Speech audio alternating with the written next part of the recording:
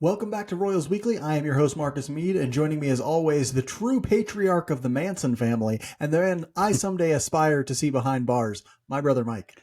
Okay, that is not what it says in the outline, ladies and gentlemen. He meant true patriarch of the Mead family and the man that he someday aspires to be. And that's me. Yeah. Thank you. Yes. Yeah. He wishes, Mike, ladies and gentlemen. Mike is taking his first turn writing the outline this week, and as a result, he changed a few things up. First and last. First and last turn writing the outline this week. I was busy today and could not get around to writing it. Thank you so much, Mike, for doing that. But I'm changing every joke in here to be about you. So, yeah. Welcome back to Royals Weekly. Glad to have you on. This week's episode, we'll dig into a more inspiring week for the Royals. It wasn't a terrible week last week for the Royals. Take our final look at the MLB draft. I don't think we're doing that anymore. No, Mike, sorry, are we still doing that? Do that? Nope. See, Mike can't even get the first 5 seconds of the outline right. He's just, instead of looking at the draft this week, we're going to talk about recent promotions in minor league pitching and some minor league pitching development. That is something interesting to pay attention to. And then we'll preview next week's games. Maybe we'll do some draft talk next week, leading up to the draft coming up soon. But first, we have another review to talk about. As usual, we will read the Apple reviews that get done for us on Apple Podcasts. We got another one today, and you go out, write another one. Write an Apple Podcast review. Give us a thumbs up on everything. Give us 5 stars. Helps everybody find the show. Helps us create a nice little community here. This is someone calling themselves Christopher0713, and the title of it is 5-Star Pod for a 1-Star Team. Okay, that makes sense. Yeah, that makes sense. That's very checks funny. out. That's funny. And Christopher says, excellent analysis and great guys. Provides a ray of sunshine in these dark, dark days of Royals baseball, or whatever you want to call whatever is happening on the field. Wow. Christopher, nail, hammer, you hit it right on the head, brother. Way to go. That was nice job. Thank you, Christopher. We really appreciate it. As always, make sure you're out there giving us reviews, ratings, and all that sort of stuff. We really appreciate it. Also, we want to let you know that Royals Weekly is brought to you by All In Physical Therapy. For one-on-one personalized physical therapy, we choose All In Physical Therapy. They took excellent care of our mother after surgery left her with pain and limited mobility in her arm. She loves to work out, be active. Challenge the local sheriff to a gentleman's duel. The excellent specialized care she got at All In Physical Therapy had her back to being active in no time. All she eats now is creatine, beef jerky, and the souls of her vanquished enemies, ladies and gentlemen. It's working. It's working. Mm-hmm. She's just mass on mass on mass. All In Physical Therapy knows how to help athletes recover. It's owned and operated by Lee Summit's own Tommy Freevert, a former Arena League football player, Northwest Missouri State Bearcat, and a hell of a guy. They have offices in Blue Springs and Lee Summit, so get over there to work with Tommy. Tell your doctor you want to do your physical therapy with the best of the best at All In Physical Therapy. To learn more, give them a call at 816-427-5300. That's 816-427-5300. Or visit their website at allin-pt.com. That's allin-pt.com.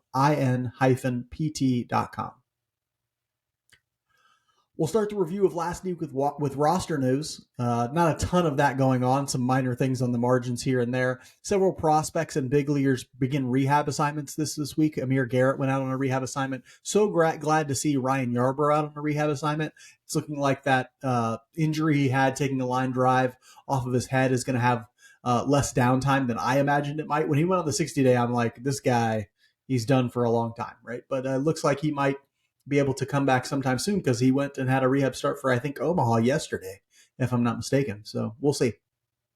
Diego Hernandez, another guy, a guy you might remember from spring training. I think he got hurt there.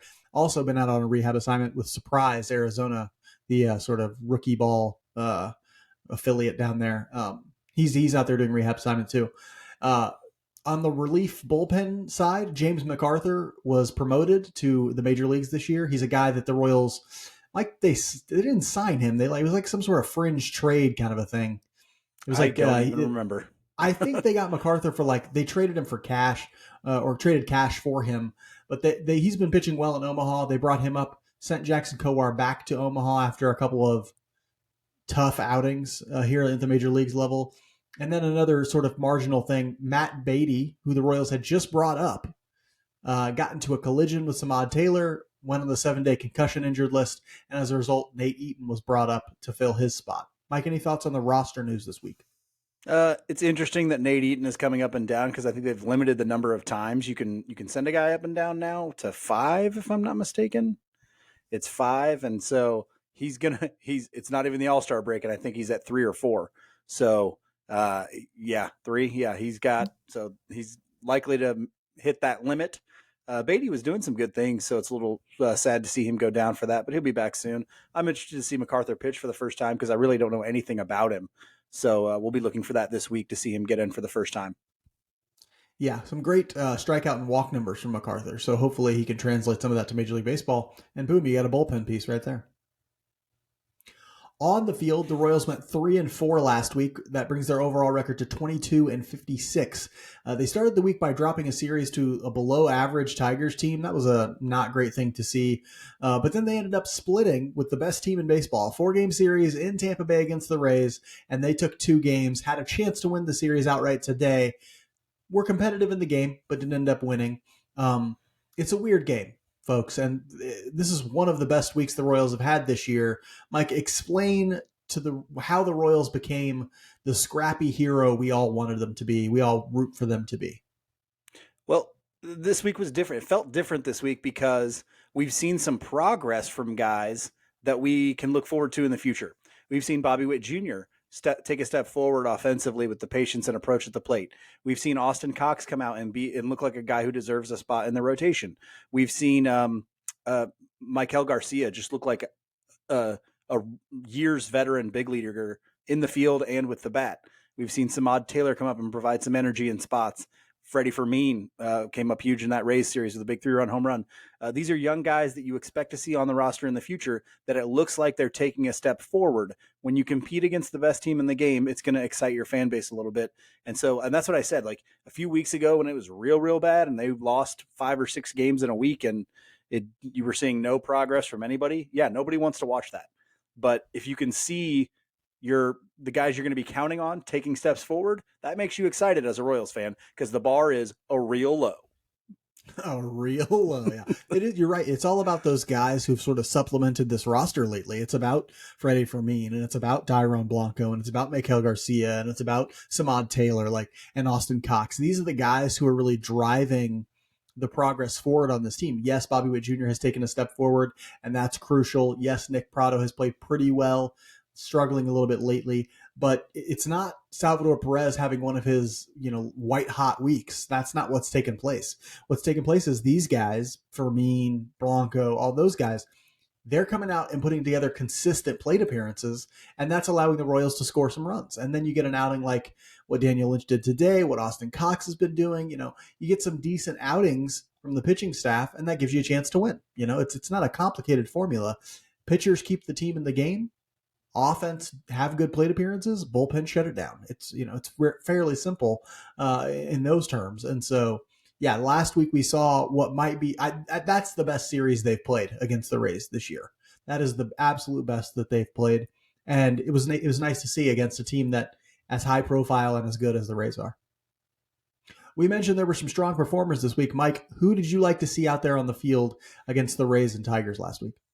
Well, I haven't gotten to watch the start that he had today in Daniel Lynch, but I watched the last one. I had to put him on here. That was the thing. I was like, I had seen that you hadn't put him on there. I was like, we've got to talk about Daniel Lynch. He got 2 starts this week, 13 innings pitched total with just 1 earned run. Now, the thing that still gets me is still not very big on the strikeout numbers. Just 4 strikeouts in 13 innings, 3 walks, which is good. You want a low level of walks. That's great.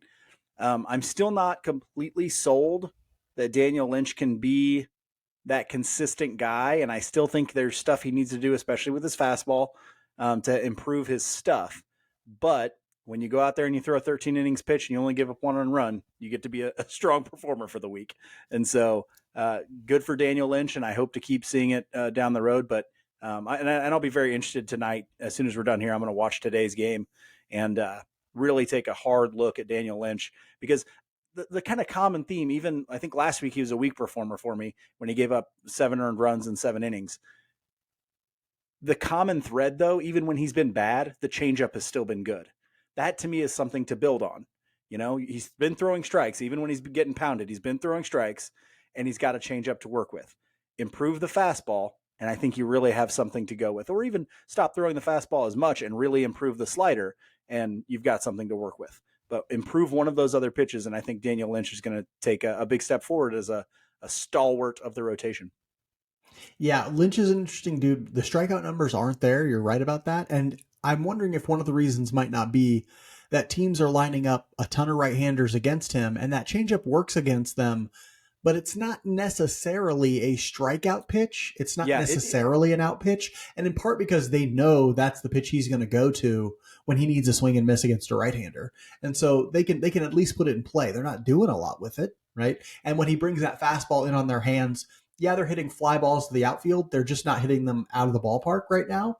You wonder if that might not change, moving forward. He can be home run tendency when he starts leaking that fastball over the middle of the plate. Guys hit it out of the ballpark a lot, and so we'll see on that front. But he's the type of guy who it's possible, at least for this year, for him to be somewhat successful, somewhat league average, just not walking a ton of people, throwing strikes. Even if he's not getting a ton of strikeouts, might still be able to have a little bit of success. Yeah, I really like the changeup because that's what he gets the most swing and misses on. But I don't think it doesn't have the arm side action that Bubich's does. So I don't think he is going to get as many putaways with it just because the ball doesn't move as much as you do with Bubich. Now the change in velocity from his fastball is very good, but I don't know if it'll ever be that complete strikeout pitch kind of a thing. That's why I'd like to see him develop one of those other pitches a little bit. So we'll see. Yeah, that makes a lot of sense. My strong performer for this week is another guy we just talked about. A guy I like him. I like him as a player. We picked him to make the opening day roster, and they didn't put him on it because I think we have a lot of faith in this guy, and that's Freddie Fermin. He only got 9 at bats this week, but he went 6 for 9. He had 6 hits in those 9 at bats, 2 doubles, 1 home run. You mentioned the home run, big 3-run home run to put them up in a game against the Rays. There, he had a walk and only 1 strikeout. It looks like he's back in a groove offensively. He came out and he was pretty hot when he first got up in the major leagues, and then he kind of started dragging a little bit, and now he's back up again. He's the type of guy who solid defensively behind the plate, looks like real solid offensively, was never on anybody's radar as a prospect really until he started hitting in AAA. Maybe he's a late bloomer. He's only like 27, 28, but he's a guy who could add tremendous value, giving Salvador Perez some time off behind the plate. He's been dealing with nagging injuries. He's always got this eyesight thing going on that he's, constantly fighting. Give him some more days off. Get Freddie Fermin in this lineup. It looks like he's going to hold his own. Yeah, and I've said this before. You cannot convince me there are 29 catchers in Major League Baseball that are better than Freddie Fermin. I don't believe it. So there aren't. And the reality is he's also, a trade asset if you'd like to trade him. I mean, you want somebody there after Salvador Perez, in the post-Salvador Perez era. He might be your best option for catcher right now anyway. I mean, they have more guys coming along in the pipeline. But right now, Freddie Fermin is really holding his own and definitely looks like a big leaguer and perhaps even a big league starter. So wasn't a tremendous week for everyone. And so, Mike, who stood out to you as not having a great week this week? I have Zach Greinke down there, and you can always count on a Zach Greinke interview to give you the real truth, the dirt, the stuff. And Greinke came out and just said, "Yeah, my stuff isn't really good enough anymore to strike enough guys out that I needed to strike out." Like, okay, you are correct, Zach Greinke. But there's Zach Greinke. But 4.2 innings pitched, 9 hits in 4.2 innings, and 7 earned runs with only 3 strikeouts. 3 strikeouts in 4 2/3 inning is about what the best Zach Greinke is going to give you with the stuff that he has. I mean, he doesn't throw very hard. He relies on guile and pitching smarter than what hitters are hitting. And so if you've got a team that's like the Rays or like in that mold where they're extremely patient, they all take good plate appearances, it's tough to get through. I mean, it's tough to get through a lineup that way. And so, yeah, Zach had a rough week. I saw some people speculating, would Zach Greinke go somewhere else after this year? I calling it here first. Zach Greinke will either play for the Royals for the rest of his career or he will retire. He will not be playing for another team. And so that's my hot take, if you want to call it that. Greinke is either done after this year, or maybe he signs one more year if he thinks he still has it. But he'll be on a 1-year deal with the Royals forever, or he'll retire, I think. So, yeah, that seems highly likely to me as well. And Zach is true, or it's true what he's saying. Everybody knows that's the case too, and he's not, completely oblivious to his own abilities. And so, yeah, he does not have the type of stuff necessary to compete at the highest levels of 2023 baseball anymore. But, get him back in Kauffman Stadium, give him a couple starts where he's, got some opponents he can outthink out there. He'll be all right. I think it's weird. We got to this point last year. He had a stretch last year where he was like giving up a bunch of runs on the road. He went down to Arizona and gave up a bunch of runs and somewhere else. Yeah. And people were like, oh, he's cooked. And then by the end of the year, he has an ERA under 4, and he was one of their best pitchers. And it's like, okay, maybe he'll be all right. Excuse me. My week performer this week does not have nearly the track record of a Zach Greinke. And that's MJ Melendez. He's a guy a lot of the Royals Twitter sphere and blogosphere and commentariat is talking about. And they're wondering, does he need to be sent down? He went 4 for 22 last week with no extra base hits, 10 strikeouts, and 3 walks. It's the strikeouts that get you. And he had a plate appearance against Tyler Glasnow today that looked as bad as one looks. I mean, he's kind of like swinging through fastballs up, and it was bad. He looked like he lacked a lot of confidence. And part of the reason you send him down to AAA is you give him the opportunity to work on stuff that he really won't get the opportunity to work on here at the major league level. Major league level is about performing, not working on stuff. Get him down there, give him a chance to work on what he needs to work on, but also give him a chance to get his confidence back. He is having confidence struggles. He made a big error in a game this week against Tampa. It's like he just needs to like reset his mind and get back up here ready to compete, because right now it's not looking good for MJ Melendez. He needs some time to, I think, get some stuff together. Agree completely. I would love to see him go down. This is the time to do it. We're not competing this year. Get him down there, a la Mike Moustakas when he went down, or Alex Gordon went down for a little while after he'd already come up.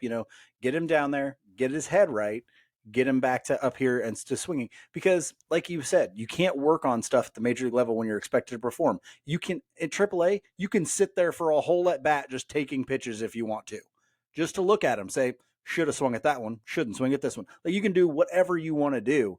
And so, yeah, I would really like to see him go down, and not only for him, but also let's bring up Tyler Gentry or and some other, or give some Odd Taylor some more time in the outfield. Like, whatever we need to do.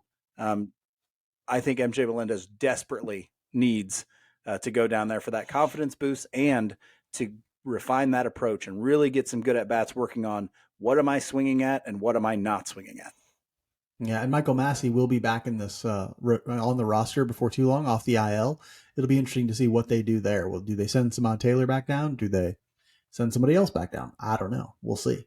Mike, what was your theme coming off a week that had some ups and downs, but at least ended looking pretty good? My theme is David ties Goliath. So imagine if in the Old Testament, instead of duking it out with slings and whatnot, David and Goliath just went up there and shook hands as gentlemen and parted ways as friends. Okay, that's what we had this week. When the Royals went to Tampa, you and I said they'd be lucky if they won a game.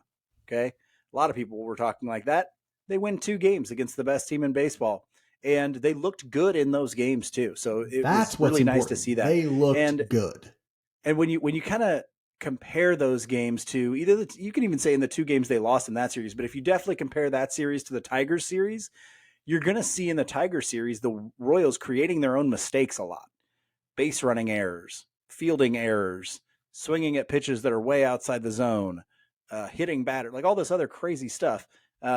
Whereas if you just compare that to those wins in the Rays series, you're going, that's what professional baseball looks like and can be in Kansas City. When I watch Maikel Garcia play defense, all I think is, that is a professional defender, a left side defender, shortstop, third base, wherever you want to put him. He gets it every single time. When you watch Edward Olivares do it, it's something completely different. And so, not bagging on Olivares because I think he's a valuable major league player. But yeah, it's the difference between good Royals and bad Royals. Bad Royals look like they aren't professionals. Good Royals look like what a talented professional team can be. Yeah, and my theme for this week is they have it in them. I mean, we see it in that Rays series. They have that quality of baseball in them. Now, it's about finding the right combination of players. It's about, being consistent and things like that. Yeah, it's about that. But some of these players are more ready to be consistent than others, right? Nick Prado is more ready to have consistent at bats than Michael Massey, if we're comparing the two, right? Those guys, the Samad Taylors of the world, the Michael Garcias of the world, the Dairon Blancos of the world, they look like they're more ready to have consistent performances at the plate and in the field than some of the other guys who were here previously. That's not a knock on Massey or some of the others, but consistency is a huge part of being successful in this game. It's one of the reasons the Rays are as good as they are, is they don't go up there and have those kind of at bats. They don't make those terrible base running mistakes. They don't make those terrible defensive mistakes, at least not in the quantity that the Royals seem to have made them up to this point. It's nice to know that they have this level of quality in them. Hopefully they can just maintain that level of quality throughout, and we'll see some more winning baseball moving forward. Royals Weekly is brought to you by Knapp Family Wealth. Mike, can you think of anything more important than securing your financial future? A robust collection of illegal fireworks. No, illegal fireworks are for closers. How about Nick Cannon's birth control plan? That seems pretty important. What birth control plan? Exactly. Securing your financial future is one of the most important steps someone can take for themselves and their family, and Knapp Family Wealth is ready to help you pursue it. This isn't some big faceless corporation we're talking about here. Knapp Family Wealth is run by J.C. Knapp. He's a huge baseball fan, and he's been helping people plan for their financial futures for 20 years. He can help with retirement planning so you don't have to work till you're dead, education planning so Nick Cannon's 800 kids learn to read good, investment management so you get all that money from out of your mattress and get it working for you. Don't spend another day thinking you've got it all figured out, because trust me, you don't. Check out Knapp Family Wealth at knappfamilywealth.com. That's KNAPP familywealth.com. Securities and advisory services offered through LPL Financial, a registered investment advisor, member FINRA/SIPC. This week, our Spotlight segment, we take a look at some exciting pitching developments in the Royals system. The pitching staff at the major league level could be described as a colonoscopy with a nail-studded 2x4. Mike got real creative with that one. But a couple of things have happened in the minor leagues that perhaps provide a little hope for the future for the Royals. Before we jump into those changes, though, let's talk a little bit about the current state of the Royals pitching. Mike, what things do currently about the Royals pitching staff do you like or hope about? What gives me hope with the current staff? Yeah. Not a whole heck of a lot, but there are some pieces, some possible pieces for moving forward. You and I talked about Daniel Lynch. You know, I do think some changes still need to be made. There needs to be some serious development of Daniel Lynch in this second half of the season, and that's really how the Royals and Lynch should look at it. Not as I'm competing in this, I'm developing at the major league level. I'm hoping is how they look at that. But then I haven't given up on Brady Singer yet. I still think there's a possibility he can be a rotation piece, possibly. If not, if that doesn't work out, turn him into maybe a bullpen guy. Austin Cox has shown some things, and then Carlos Hernandez has shown some things as well. So there may be some small things, but outside of that, outside of those guys, I don't know that there's a whole lot to work with. So the staff as a whole, and this has been, obviously this has been borne out in numbers and, performance as well, is not good. Okay. It's bad, but there are some things you might be able to pluck out of there to use still moving forward. And of course, we have no idea how Bubic is going to look when he comes back, and some other guys who have been injured. But that's some pieces there, but not much. Don't forget Brad Keller still on this team. I was thinking about that when I wrote that. But, here's the thing. But he isn't. About him. Like he isn't. Because after this year, he's done. Like whether we trade him or don't trade him, he's probably gone after this year. So Daniel Lynch is the thing that I'm sort of still hanging some hope on. I agree with you. There's a chance that Singer can still be a viable rotation piece and things like that if he ever decides he wants to throw more than 2 pitches. And Austin Cox has looked good, and I'm curious to see what that'll look like moving forward. But there are 13 pitchers on a pitching staff, right? And you need even more than that because of injuries and stuff like that. Right now, we're pointing to 4. Okay, and I'm no math magician. 4 maybes too, not 4 locks. 4 maybes. In 13 is not where you want to be a successful team, right? And so, it's not real bright. Those 4 maybes maybe give you a glimmer of hope, but man, I'd rather have 10 maybes or 12 maybes. I'd rather have 10 or 12 locks. but obviously that's way too much to ask for. So let's start by talking a couple of guys in the minor league system who have been promoted recently, who I think might offer some at least hope or some interesting things to look at moving forward. Mike, what do you think about Angel Zerpa and Jonathan Bolin? We put them in our first group of guys, two guys sort of coming off of injuries. Zerpa's making rehab starts down in Double A recently. Bolin was making starts in Double A, has now been promoted to Triple A. What are your thoughts on those two prospects and their chances of helping the big league rotation? Well, before his injury, I was a big Jonathan Bolin guy, mostly because I liked the sinker so much.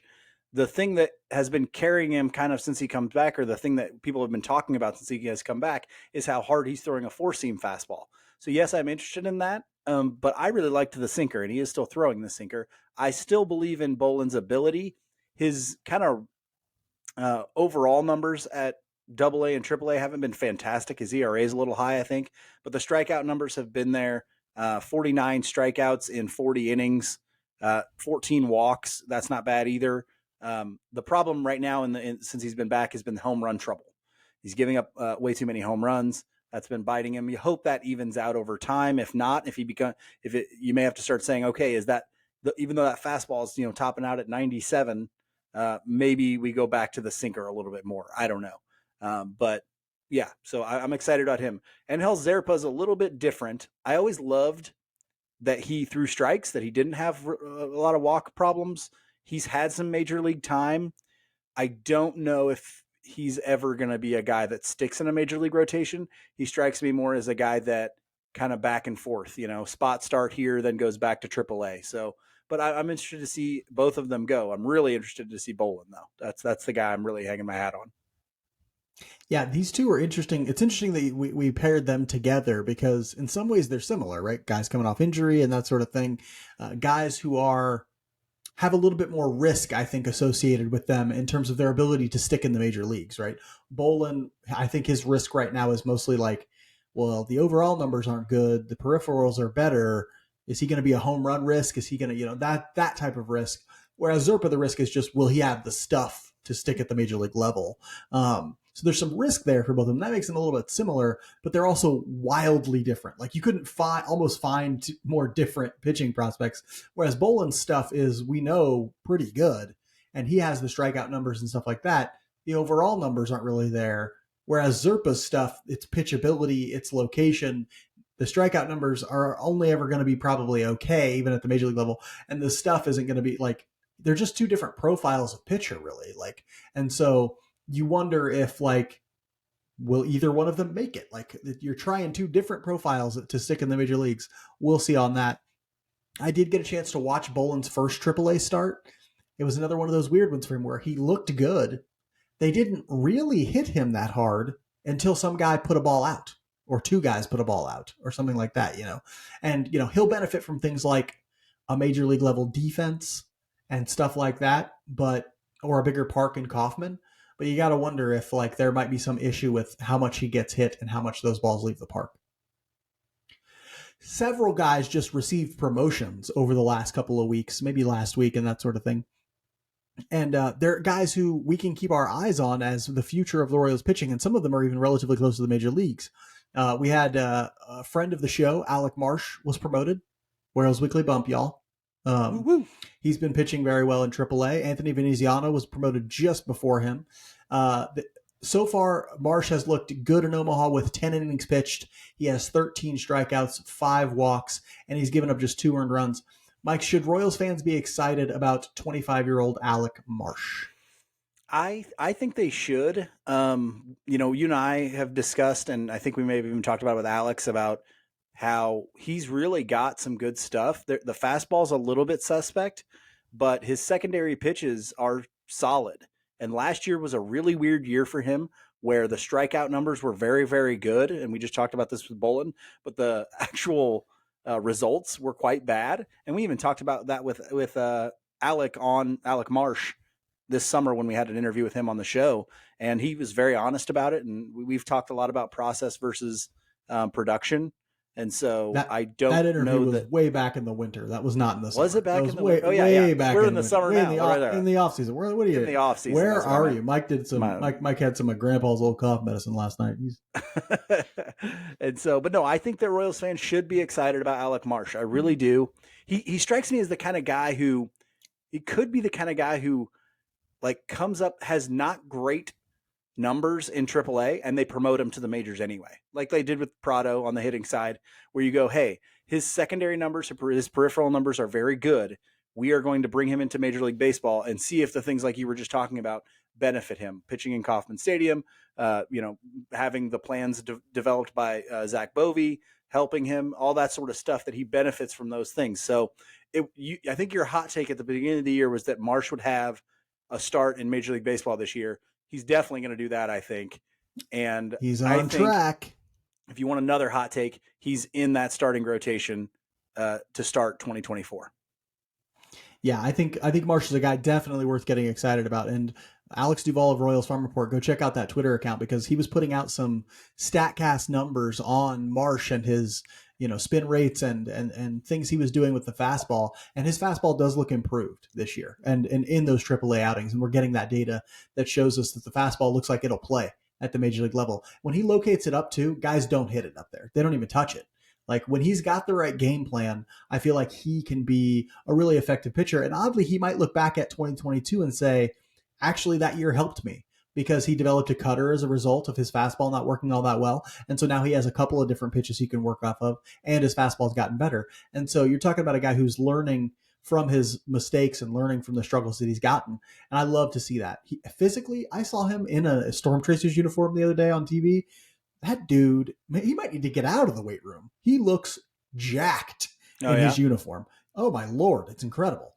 And so, he's going to be there physically. He's the type of good enough athlete, good enough stuff. Let's see if it translates to the major leagues. I hope he keeps just mowing them down in AAA and gets a call up sometime soon.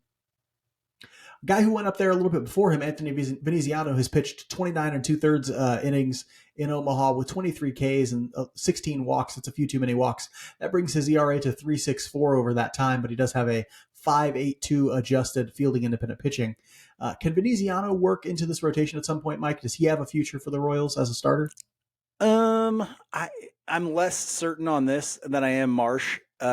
Veneziano is the kind of guy I think that if you can really develop, if your development program is top notch, which I think the Royals is better. I don't know that it's top notch, but I think a guy like Veneziano probably becomes somebody in the back of your rotation, your 4 or your 5, and you're okay with that left side. He's got pretty good stuff.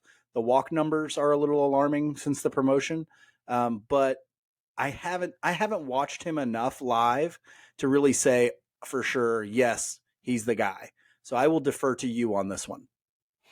So it's not overly surprising that some of the wash issues have crept in as he moved to AAA. The same thing happened to Drew Parrish last year, who had a bunch of success at AA, went up to AAA, lost some of his mechanics trying to do too much, never got him back, has been demoted at this point. Yeah. Veneziano is a big, lanky lefty, easy to get out of his mechanics and start throwing too many balls. And so, not overly surprising that the walk numbers have been in there, but his first outing or two was rough in AAA, but he's recovered and he's starting to pitch a little bit better. I think he's the type of guy who, as a starter, might have those games where you're just like, this guy can't throw a strike. But the good news about this coaching staff and this pitching coaching staff is that they seem like they'll identify the issues much faster and make adjustments much faster than previous regimes when they were like, well, we needed a special camera in Arkansas to tell us that this guy was, getting out of it. It's like, no, forget that noise. Like these guys figure out these mistakes much faster and can sort of make those adjustments when need be.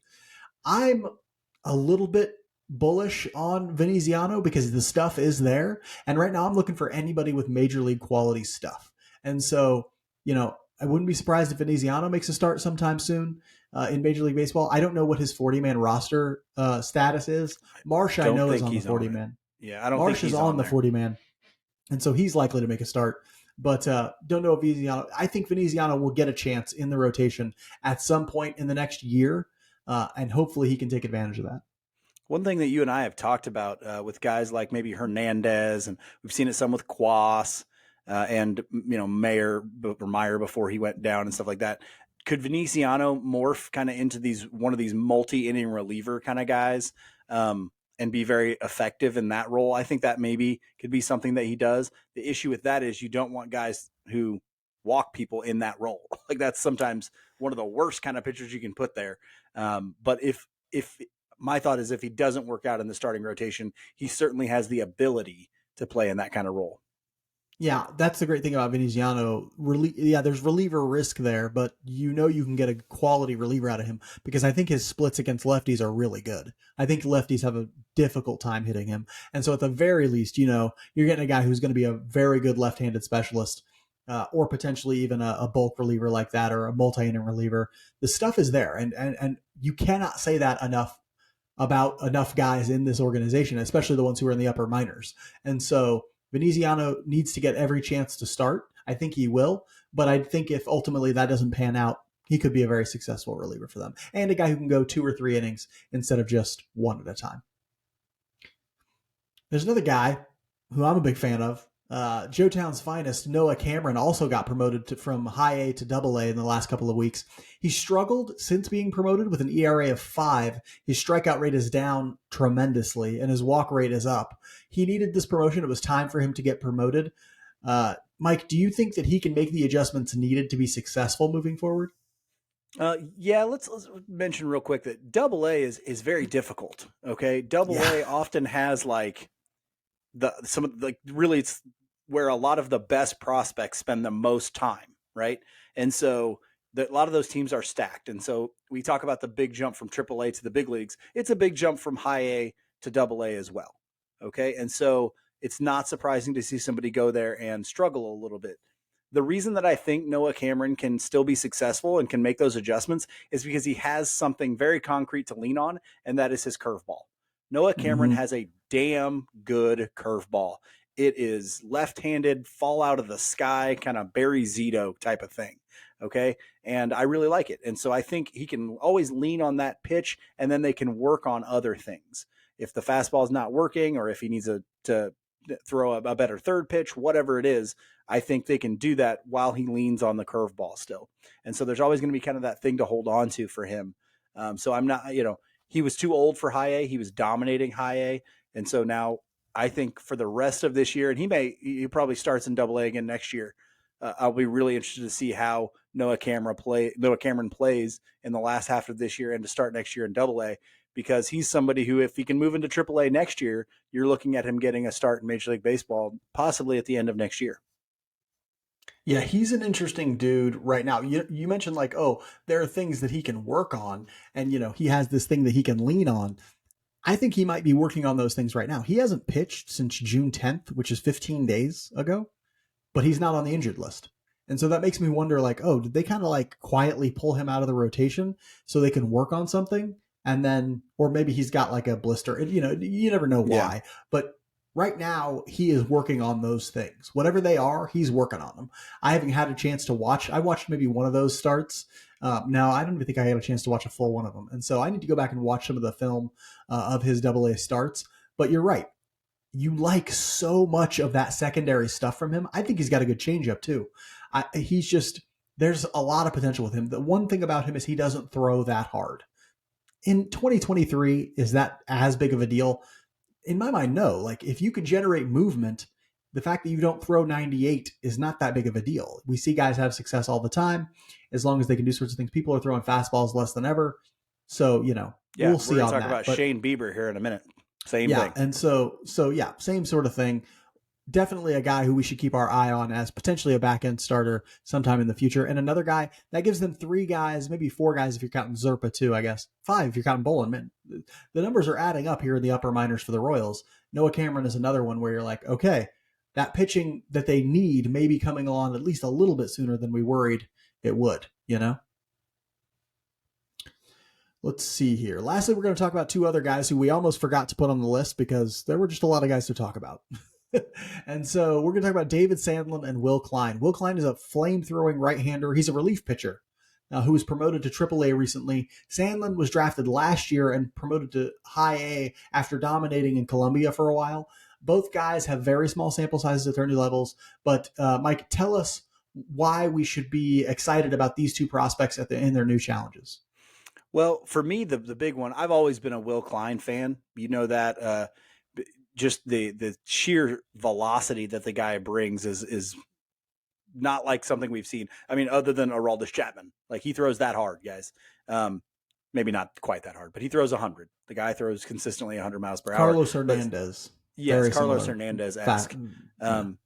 But Sandlin is the one that really interests me because he'll be the first college arm that has really gone through the whole new development since it was instituted in last year.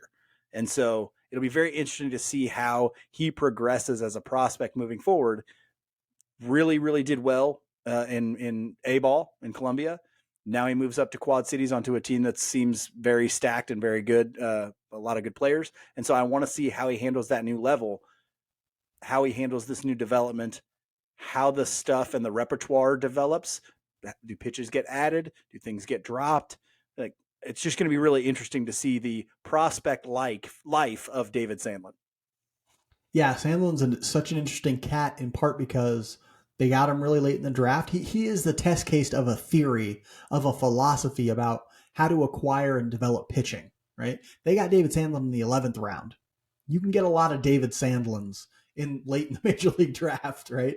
If you could turn those David Sandlins into legit pitching prospects like he looks like he is, David Sandlin was leading the low minors in strikeout, and still might be leading the minor leagues in strikeout rate. Like, the guy was dominant at low A. If he can go be dominant in high A and then potentially make that jump to double A, I don't think he would make it this year, maybe one or two starts at the end of the year, but he's a guy who's poised to be like a vanguard of that next wave of Royals pitching. The, Frank Mazzucato, the Ben Cadurna, the Shane Panzini, the Luindo Avila, that class is going to be sort of led by David Sandlin. I'm excited about that. Klein, in a similar way, is the vanguard of a pitching reboot or a relief pitching reboot that needs to happen for the Royals. So it's him, it's Christian Chamberlain, it's Dante Biasi, it's those guys who are hopefully going to help support. It's Dylan Coleman, who are hopefully going to support this next wave of Royals bullpen, as they should be trading a lot of their bullpen pieces away at this deadline. The good guys are back at home this week against the Guardians and Dodgers, two teams who develop pitching and win games regularly. Boy, am I jealous. What's that like? The Royals have the tall task if they hope to have their first winning week of the year, but crazier shit has happened. So we'll see. I mean, have you ever seen Balto? The movie Balto?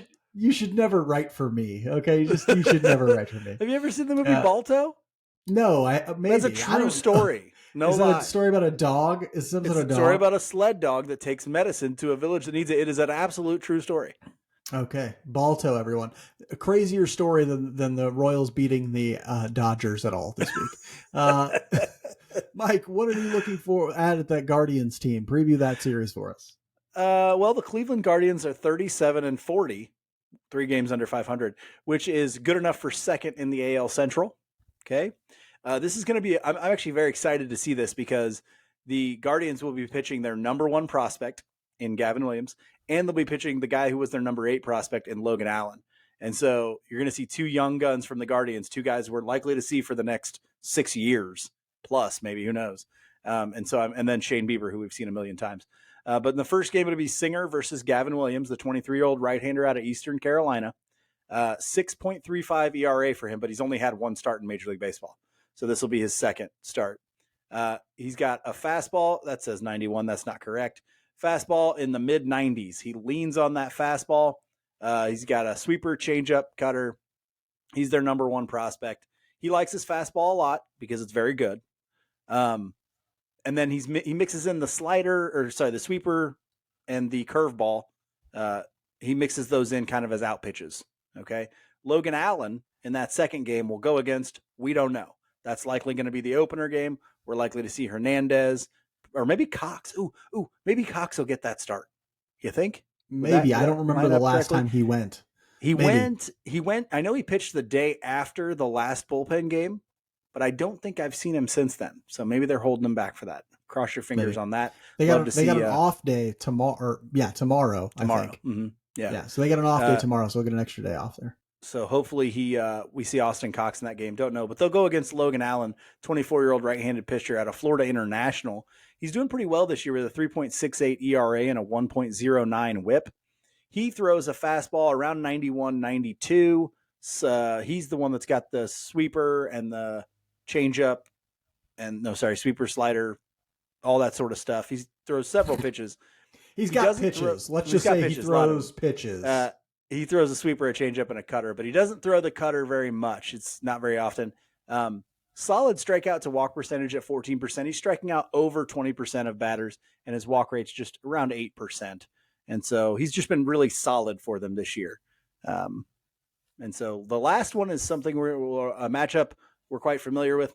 Greinke versus Shane Bieber, the 28-year-old right-handed pitcher out of the University of California, Santa Barbara, 3.69 ERA, 1.23 WHIP. We just mentioned it. Shane Bieber does not throw extremely hard anymore. Fastball in the low 90s, 91, 92.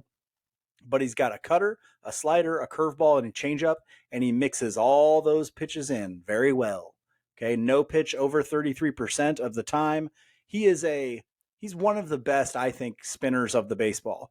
He really throws breaking pitches very well. His expected ERA is a 1.5 higher than his actual ERA, so there may be some luck involved in there, and so hopefully we can really get to him because, yeah, it's going to be an interesting series against the Guardians. After the Guardians, the Royals will face a future trade partner, Los Angeles Dodgers. They are 43 and 33. Speak it into existence. Put it out in the universe, man. You've heard the secret. Just let it happen. Let it happen. Don't believe any of that garbage. 43 and 33, second in the NL West. They are a model organization for Major League Baseball. They spend a lot of money in free agency because they can. They have a lot of money, but they also develop players better than anybody else. Winners of the 2020 World Series, chock full of talent. They'll be playoff contenders and in the playoffs and contending for a World Series again this year. Their offense is led by four monsters in Freddie Freeman, Will Smith, Mookie Betts, and JD Martinez. All have OPSs over 800. The pitching staff is led by Clayton Kershaw. You might know him. You might have heard of him. Maybe you've heard of him. He made some comments recently that puts him in a little bit of a different light for everybody, I think. But he's having another good year on the mound anyway. They also have Julio Urias, who is having a below average year by his standards. He's just now coming off the IL. He was injured there, but before he went on the IL, he hadn't really pitched. He had been about average, I would say. And so, the big boost getting him back, they'll be getting Dustin May back recently as well. And so, yeah, that team is getting healthy and they're already super duper talented. Let's hope we can scrape some of that talent away because we're going to trade him some bullpen pieces. We'll end this week's episode like we end every episode with our Just About Outside segment, where we talk about something that's interesting to us outside the world of baseball. Mike, I was sure you would take the 2-foot putt and take Freedom Fest as your thing. Oh, but you didn't do it. I try not to repeat, and I feel like I've talked about Freedom Fest before. You have talked about Freedom Fest before, so good job on you not doing the lazy thing. Mike, tell us about what you're interested in the world of baseball outside. I actually had two different things I was debating on here. Both of them come by way of my new subscription to Max, or HBO Max, as I still call it, because nobody's buying it for anything else. You're buying it for HBO. And so, but on there is a TV show that I had never heard of. And I just ran across it because I was looking for one of my stupid sitcoms to watch. I like to watch sitcoms, people. I don't watch drama TV shows. I don't. I watch a lot of documentaries. Drama. I watch a lot of sitcoms. That's pretty much it. And so I found a show called Tacoma FD, okay, for Tacoma Fire Department. And it's, I don't know who makes it necessarily, like the people behind the making of it. I think it started on IFC, the Independent Film Channel. But it's got two of the guys from like the Super Troopers stuff. And those guys like always make stuff together, you know? Actually, it's got three of them. So I'm thinking it's that consortium. What's it? Broken Lizard? Something Lizard? That was called? Yeah. And it is hilarious, people. It is funny. Imagine if Brooklyn Nine-Nine, if they were allowed to cuss on Brooklyn Nine-Nine. It's kind of like that. It's really, really funny. I've been really enjoying it. So check that out. I was also going to talk about Turner Classic Movies because they have that channel on Max, on HBO Max. and I've been watching some old movies, but I didn't talk about that. So No, well, yeah, you actually did. So well, I didn't I'm get going to into talk about details. something that's more important to the world, and that is, did y'all hear about this coup in Russia? I could not stop following this story from the second it broke to like the 24 hours later when it ended. It was crazy, a crazy story. So I'm sure you all know the 24 story. hours later when it ended. I'm sure you all know the story, but the bloodless revolution. Some context, but there was no revolution, right? I know. Some context for this story, right? Russia utilizes this private military contractor called the Wagner Group or Wagner Group, however you want to pronounce it. They are led by this guy whose last name is Prigozhin. And basically, he is as scummy and awful a person as you would imagine. They typically use this private military outfit to do a bunch of shit overseas, like help fighting in Syria to suppress the revolution they were having there and in Africa and stuff like that. They essentially do Russia's military bidding outside of Russia until Russia invaded Ukraine, in which case then they went to Ukraine, and now they're some of the most effective fighting force that Russia has on the front lines of the battle against Ukraine because they're these battle-hardened soldiers who've got a lot of experience and all that sort of stuff. The dude who runs them does not get along with the Russian military and the people who lead it, and so he just decided, I'm taking all of my troops and I'm going to march to Moscow. Don't know what his end game was there. Don't know what he was going to do when he got there. So he starts marching all of his troops to Russia, and he's actually moving a lot faster than really Russia can prepare for, okay? And so he's 120 miles from Moscow. They took over a city in Russia, and is 120 Rostov. miles from Moscow. Yes, Rostov. And he is 120 miles from Moscow when he finally comes to a deal with Putin. Now, what I'm hearing from the pundits that I listen to is that people who are former national security experts, by the way, is that like he saw that he wasn't getting that much support from anybody, and so he took the best deal he could get, which was exile to Belarus. The only question you probably already know all that. The question I want to pose and the things I'm thinking about most is, if you're this guy, how do you imagine you are going to live out the year? Like, how do you imagine you are going to be alive in 6 months? Like, it cannot be possible. Belarus is controlled by a Russian puppet who lives there, okay? Who's president there, right? How do you, in my mind, I got to think, if I'm going to Moscow, I'm going to Moscow or I'm dying because I'm dead anyway. Right? Like, what makes you stop and be like, no, I think I've made my point. And then like, I think I'll retire to Belarus now or whatever. Like, are you insane? You're about to fall out of a window, sir. You're about to fall out of a window. Shit. You're about to have a very mysterious heart attack or car crash. Okay. You're going to drink a cup of coffee that tastes real funny soon. Okay. Like, that's how it's going to go for you. But if you're going to go to Moscow, man. Go for it. You're dead either way. Go for it. Your only way to live out this is if you win. And so I don't understand why he stopped. But you know what? It is what it is. It makes for great television, though. Oh, somebody's going to make the most hilarious movie about this moment. Like, I want to see who's the guy who did The Other Guys and Big Short and I can't remember his name. Director. Andy McKay. He needs to do a movie about this because it's going to be hilarious. Okay. Anyway, that's my 2 cents on the Russian coup, which never was. Apparently, the revolution that was not. We'll talk about another revolution, about the Kansas City Royals revolution next week when they go undefeated this week. Come back and hear us then. Until then, be good to each other.